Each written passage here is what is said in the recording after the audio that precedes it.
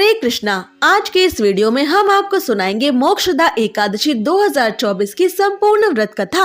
आपसे प्रार्थना है कि ये कथा अंत तक अवश्य सुने, क्योंकि अधूरी कथा सुनने से पाप लगता है। और कथा शुरू होने से पहले हमारे चैनल को सब्सक्राइब करके एक बार कमेंट्स में दिल से जय श्री कृष्णा अवश्य लिखें। भगवान श्री कृष्ण इस कथा को मोक्षदा एकादशी व्रत के दिन सुन रहे सभी भक्तों की सारी मनोकामनाएं पूरी करें और उनके जीवन को सुख समृद्धि से भरें। तो आइए अब शुरू करते हैं मोक्षदा एकादशी 2024 की कथा। तो प्रेम से बोलिए श्री गणेशाय नमः। एक बार महाभारत काल में भगवान श्री कृष्ण से सम्राट युधिष्ठिर महाराज ने प्रश्न किया कि हे भगवान वासुदेव, मैंने मार्गशीर्ष कृष्ण पक्ष की एकादशी अर्थात उत्पन्ना एकादशी का सविस्तार वर्णन आपके श्रीमुख से सुना। अब आप कृपा करके मुझे मार्गशीर्ष माह के शुक्ल पक्ष में आने वाली एकादशी के विषय में भी बतलाइए। इस एकादशी का क्या नाम है तथा इसके व्रत का क्या विधान है, इसकी विधि क्या है, इसका व्रत करने से किन प्रकार के फलों तथा पुण्यों की प्राप्ति होती है, कृपया ये सब आप विधान पूर्वक मुझसे कहिए। तब भगवान श्री कृष्ण मुस्कुराते हुए बोले, हे सम्राट युधिष्ठिर, मार्गशीर्ष माह के शुक्ल पक्ष में आने वाली इस एकादशी को मोक्षदा एकादशी के नाम से जाना जाता है। ये व्रत मोक्ष देने वाला तथा चिंतामणि के समान सभी प्रकार की कामनाओं को पूर्ण करने वाला है, जिससे आप अपने पूर्वजों के दुखों को भी खत्म कर सकते हैं। इसका महात्म्य यानी महत्व मैं तुमसे कहता हूँ, अतः इसे ध्यान पूर्वक सुनो। गोकुल नाम के एक नगर में वैखानस नामक राजा राज्य करता था। उसके राज्य में चारों वेदों के ज्ञाता ब्राह्मणों का निवास था। वो राजा अपनी प्रजा का पुत्रवत यानी पुत्र के समान पालन करता था। एक बार रात्रि के समय में उस राजा ने एक स्वप्न देखा कि उसके पिता नरक में हैं। इससे उसे बड़ा ही आश्चर्य हुआ। प्रातः वह विद्वान ब्राह्मणों के पास गया और उन सबको अपना रात्रि में देखा हुआ स्वप्न सुनाया। उस राजा ने ब्राह्मणों को बताया कि मैंने अपने पिता को नरक लोक में भयंकर कष्टों को उठाते देखा है। उन्होंने मुझसे कहा कि हे पुत्र, मैं नरक में पड़ा हूँ, यहाँ से तुम मुझे मुक्त कराओ। जब से मैंने ये वचन सुने हैं तब से मैं बहुत ही अधिक बेचैन हूँ। चित्त में बड़ी ही अशांति हो रही है। मुझे इस राज्य, धन, पुत्र, स्त्री, हाथी, घोड़े आदि में भी कुछ सुख प्राप्त नहीं हो रहा है। अतः हे ब्राह्मण जनों, अब आप ही बताइए कि मैं इस समस्या का क्या समाधान करूं। इसके आगे राजा बोले, हे ब्राह्मण देवताओं, इस दुख के कारण मेरा सारा शरीर जल रहा है। अब आप सभी कृपा करके कोई तप, दान, व्रत आदि ऐसा उपाय बताइए जिससे मेरे पिता को मुक्ति मिल जाए। उस पुत्र का जीवन व्यर्थ है जो अपने माता पिता का उद्धार ना कर सके। एक उत्तम पुत्र वही है जो अपने माता पिता तथा पूर्वजों का उद्धार करता है। वह 1000 मूर्ख पुत्रों से भी अच्छा है।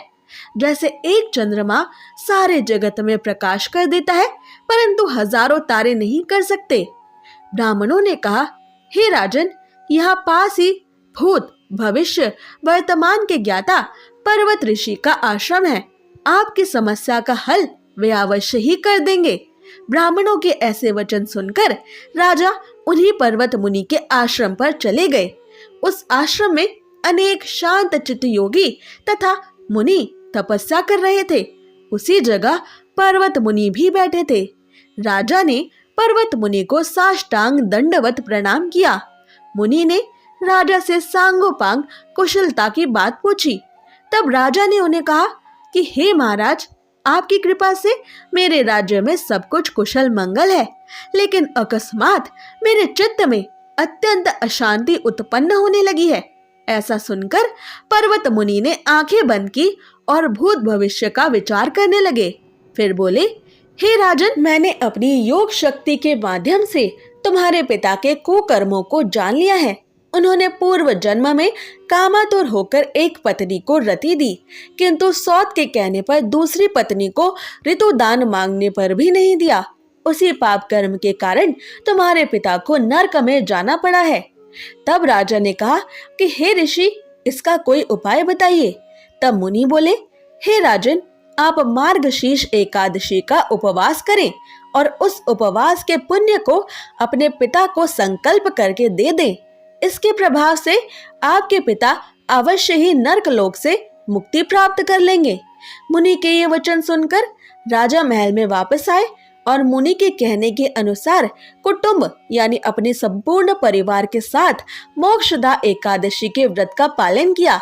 इसके उपवास का पुण्य उन्होंने अपने पिता को द्वादशी के दिन अर्पित कर दिया।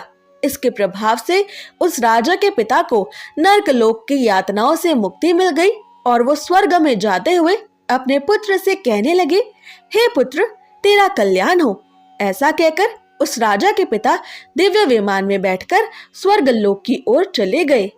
मार्गशीर्ष माह की शुक्ल पक्ष की मोक्षदा एकादशी का जो भी लोग व्रत करते हैं उनके समस्त पाप आज भी नष्ट हो जाते हैं। इस व्रत से बढ़कर मोक्ष देने वाला और कोई व्रत नहीं है। इस दिन गीता जयंती भी मनाई जाती है। साथ ही यह धनुर्मास एकादशी भी कहलाती है। अतः इस एकादशी का महत्व कई गुना और भी बढ़ जाता है।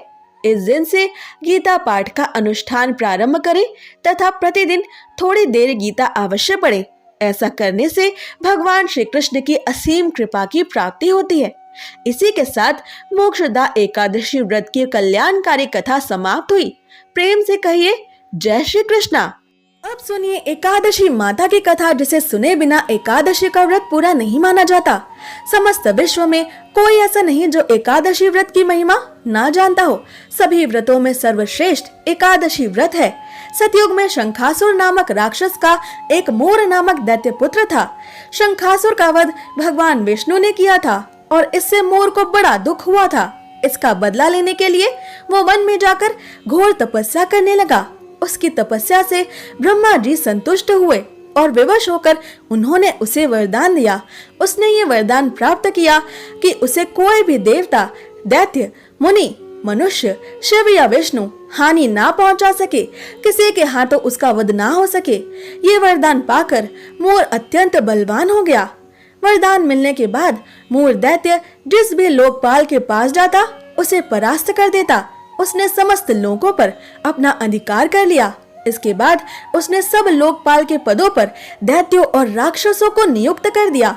उसने सभी ब्राह्मणों, भक्तों, गायों को सताना, उनका वध करना और अत्याचार करने शुरू कर दिए। दुखी होकर सभी देवता भगवान शिव शंकर के पास गए और उनसे रक्षा की याचना की। भगवान शंकर जी ने सबको आश्वासन दिया और उन्होंने देवताओं के साथ मिलकर मोर को ललकारा। इसके बाद बहुत भयंकर संग्राम हुआ, लेकिन उसमें विजय मोर दैत्य की ही हुई, क्योंकि उस पर ब्रह्मा जी का आशीर्वाद था। दैत्यों की बढ़ती सेना देखकर भगवान को याद किया गया। भगवान श्री विष्णु देवताओं के स्मरण पर प्रकट हुए और देवताओं ने उनसे रक्षा करने की प्रार्थना की। भगवान श्री विष्णु जी ने सुदर्शन चक्र को मोर दैत्य पर छोड़ दिया, लेकिन ब्रह्मा जी का वरदान प्राप्त होने के कारण सुदर्शन जी ने मोर की परिक्रमा की और भगवान विष्णु के हाथों में वापस आ गए। वरदान की मर्यादा रखने के लिए ही सुदर्शन चक्र ने मोर का वध नहीं किया था। हाहाकार मच गया। सब सोचने लगे कि अब क्या होगा। सब देवता भगवान विष्णु से प्रार्थना करने लगे। विष्णु जी संग्राम छोड़कर भाग गए और मोर ने गदा लेकर भगवान का पीछा किया। भगवान भागकर बद्रिकाश्रम में आ गए और एक गहरी एकांतिक गुफा में जा छिपे। मोर ने गुफा में प्रवेश करके दहाड़ लगाई कि कहाँ है भगवान विष्णु। भगवान विष्णु थक गए थे, उन्हें नींद आने लगी और वो सो गए। उसी समय भगवान विष्णु के हृदय से एक कन्या रूप में एक दिव्य शक्ति प्रकट हुई। उसने अपने परम तेज एवं दिव्य शक्ति से एक ही क्षण में मोर दैत्य का सेना सहित नाश कर दिया। देवताओं ने पुष्पों की वर्षा की और उस देवी की स्तुति की। स्तुति सुनकर भगवान विष्णु भी जाग गए। भगवान विष्णु ने देवताओं से पूछा कि आप सब किसकी स्तुति कर रहे हो, क्या हुआ है? देवता बोले, प्रभु आपके हृदय से ये कन्या प्रकट हुई और उसने सभी दैत्यों का नाश कर दिया और मोर दैत्य का भी इसने अंत कर दिया। भगवान ने कहा कि ये कन्या जो मेरे हृदय से प्रकट हुई है, ये एकादशी तिथि को प्रकट हुई है, इसलिए इस कन्या का नाम 8 से एकादशी होगा। प्रभु ने एकादशी को अष्ट सिद्धियों और 9 निधियों की स्वामिनी होने का आशीर्वाद दिया। प्रभु ने एकादशी से कहा, तुम में इतना सामर्थ्य होगा कि जो तुम्हारा व्रत रखेंगे उनके चरणों में मोक्ष लौटेगा।